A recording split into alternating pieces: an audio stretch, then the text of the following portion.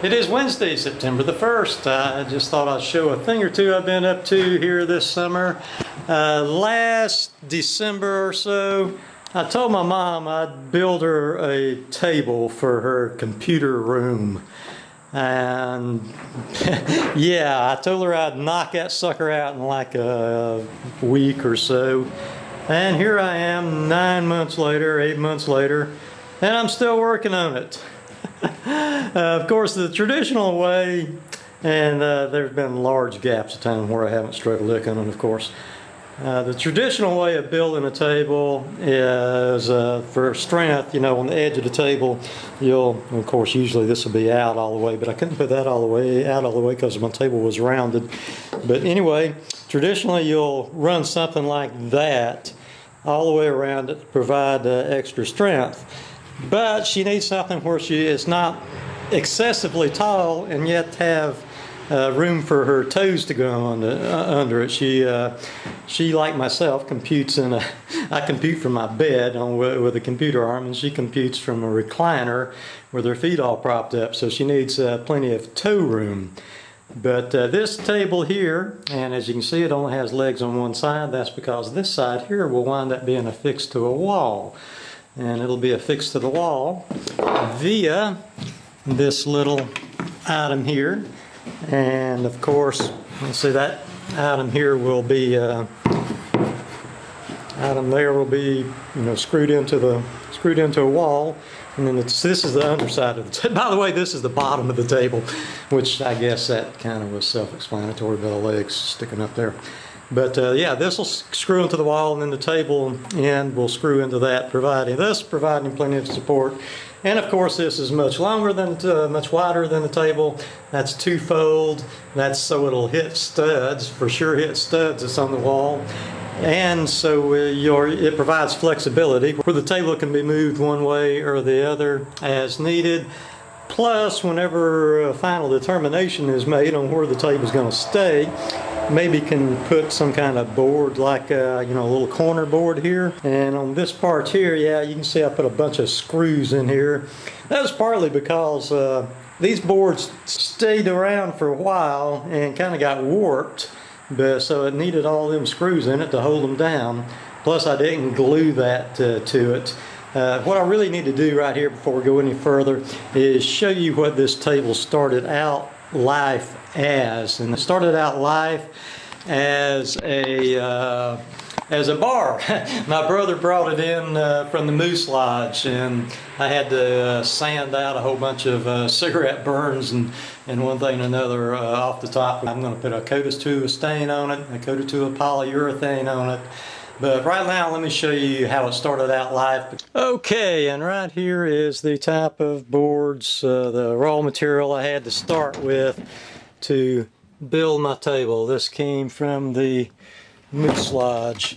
See, as you can tell, it's got like a little raised part here, and then I put my other couple of boards right here to make it thicker. You know, it's kind of a nice finish, a nice smooth finish in a way. I would have liked to have left that. I was building it for myself. I probably would have left it. It just gives it a little more character in a way, having a scratch or two, but my mom didn't really want anything that had scratches in it and too many fairly deep cigarette burns there.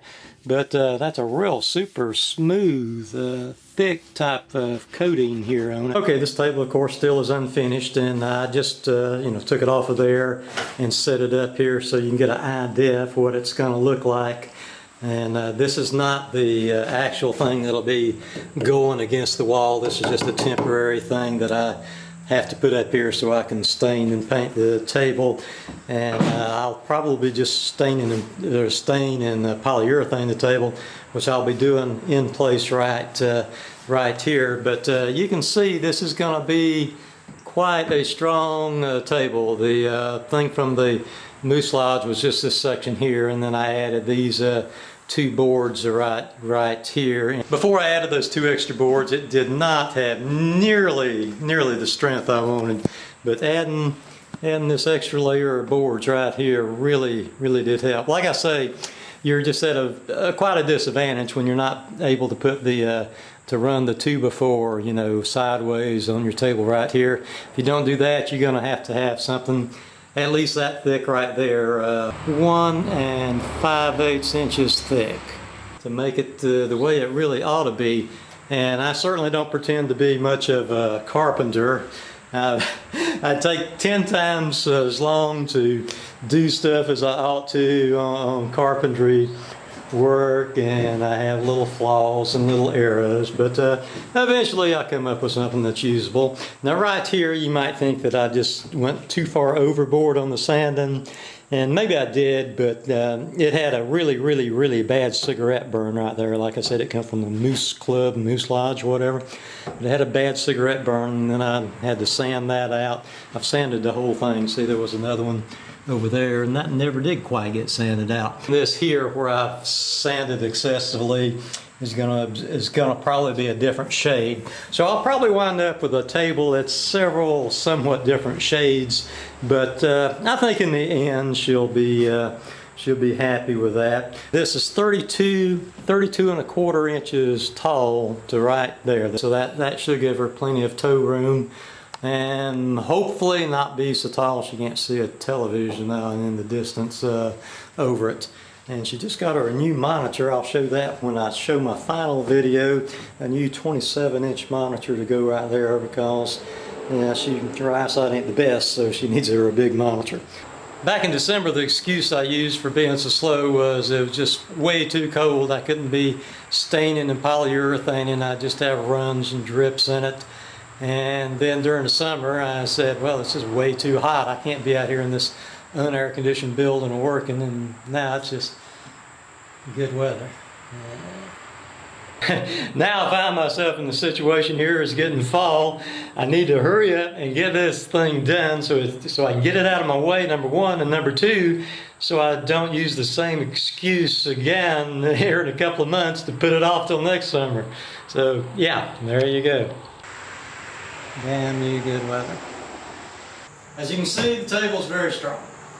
Okay, I'm in a little bit of uncharted waters because I really never do anything like this. Apparently, first off, you're supposed to take one of these tack cloths and go over it so you get every little speck of sawdust and everything off of it. And then I'll be putting 1 or 2 coats of Cabot's wood stain on here. This is pecan. Okay, here's what my wood stain looks like when I first open it. As you can see, it needs to be stirred. You're always supposed to stir this stuff, and I don't have really a proper stirring stick, but I got all the sawdust off of this thing here, so this will work. Yeah, I can tell there's just lots of solids in the bottom of this, so it needs a really good stirring.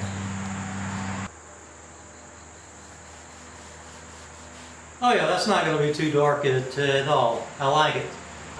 Although I can still tell where I sanded off that extra amount for the cigarette burn, but it's not too bad a contrast, so I think I'll be in pretty good shape on that.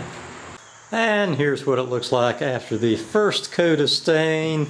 Yeah, the legs here are a fair amount lighter than the rest of it. I'll try to correct that somewhat on the second coat of stain. There will be 2 coats. Sorry for the lighting in here. The top just looks really good. It had kind of a little bit of a finish to it already, of course. If I had one thing for sure that I would redo differently, would be over here where I sanded the excessive amount for the cigarette burn there. It's just a different texture there. And here's the part that'll be going against the wall. See, that's just a temporary thing there that's against that wall. But it'll be going, the end of the table would be going against this board right here, which actually I was pretty pleased with how the looks of it turned out. And I stained the bottom of the table too, so it actually turned out really nicely too. Soaked up a lot of stain, and you know, it doesn't just contrast so much with the rest of it. This was just really white, and I may even put a coat of polyurethane on the bottom, which you don't get that with a commercially made table. Actually, a commercially made table I'm sure would look better than this, but the underpinnings of this one, the underpinnings I say, is just super duper strong. Okay, that's it. God, I got some in my hair there. Have to work on that. Yeah, I'll be putting one more coat of stain on it and then 2 or 3 coats of polyurethane. It is Tuesday, Labor Day. The table now has 2 coats of stain on it. It turned out reasonably well. It's just a little bit darker than what I had hoped for, but overall we're looking pretty good here. By far the biggest mistake I made on the whole deal was just over sanding that one area there. I'm going to be putting 2 or 3 coats of polyurethane on it. Let's see, here is my polyurethane, Cabot satin polyurethane. Okay, and here is the piece, of course, that goes against the wall. It's looking really nice. Okay, anyhow, I waited 24 hours between each coat of stain, sanded between each coat of stain. Really, you're supposed to use 200 to 400 grit sandpaper, but all I had was 60 at the moment, so that's what I did use, and it seemed like it turned out all right. However, between the coats of polyurethane, I do have the proper sandpaper. I'll be putting 2 or 3 coats of polyurethane on it, sanding with anywhere between 320 and 400 grit sandpaper. And also, between the stain and the polyurethane, I have waited 72 hours. So your stain needs to be really super good and dry before you put the polyurethane on it. And as near as I could find online, you don't really need to sand it after that last coat of stain. So you put a coat of stain, sand it, put a coat of stain, don't sand it, then polyurethane, ever how many coats you want, and sand between the coats of polyurethane. And after that last coat of polyurethane, you don't sand it.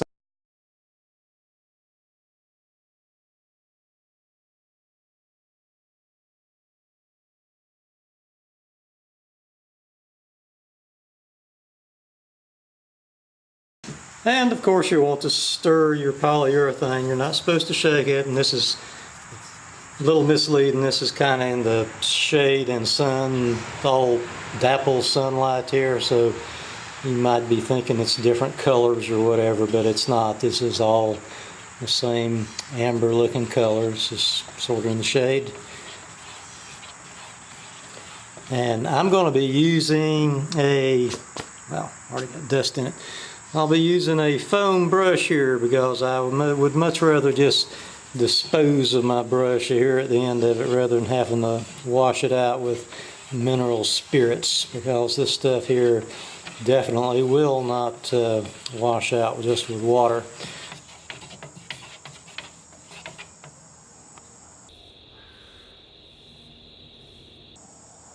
Okay, I guess I can show 1 or 2 brush strokes here. Sorry guys, I didn't bring my tripod out here, and I know I've not really done a very good job of documenting this. I'm sure you can't really tell. It doesn't really show up much of anything. But trust me, there's polyurethane going on there. Yeah. You better not jump up there. I'll beat your butt if you jump up there. It is Monday, September the 13th. Yeah, I know I've done a very poor job of documenting this table. First off, I didn't show any of the building, and I haven't showed a lot of the finishing this part. Mainly me running my mouth and screwing up light bulbs. Yeah, another one bites the dust. Well, they don't build them like they used to, huh? They won't even survive a 5-foot fall. Anyhow, yeah, where was I? Okay, this table here on Monday, September the 13th, has got 2 coats of stain and 2 coats of polyurethane on it currently. Coming along pretty good. Between the coats of polyurethane, I sanded with 320 grit, which actually with a power sander to start with, and as you can see, took just a little bit too much off, so I'm switching to just a hand sanding because power sander is just too much. And let's see here. I had a little bit of trouble with it streaking on the top. So after the first coat, I had trouble with it streaking on the top. But as you can see, it's looking good now. Let's see if I can spot a streak here. I can with my naked eye.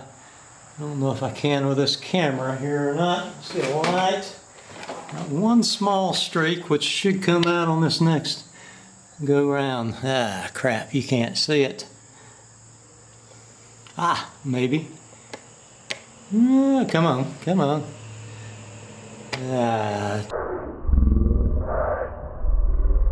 Okay, but anyway, I can see it with my naked eye. There was just all manner of streaks in this thing after the first coat of polyurethane.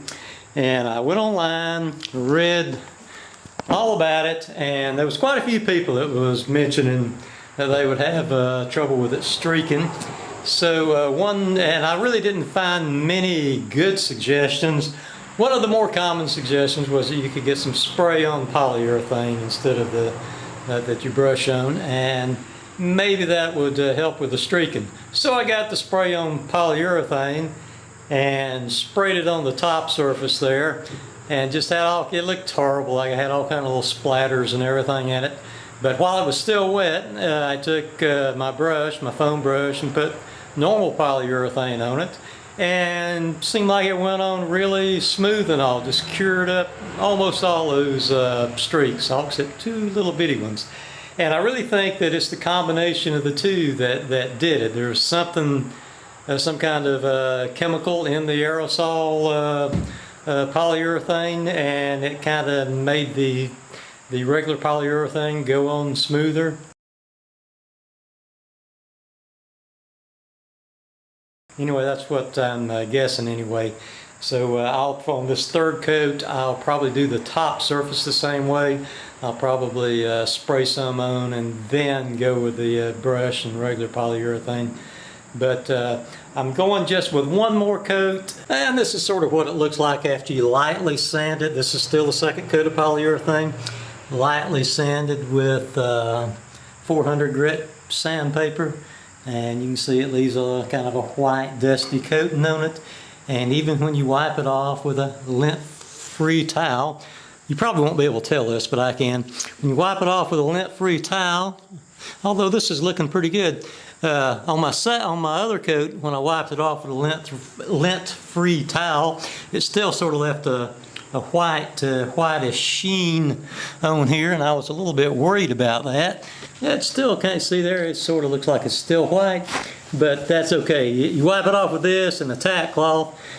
That's T-A-C-K, tack cloth, and you can still see a little bit of white in it, but the next coat just changes that. I mean, it just turns it to wood color.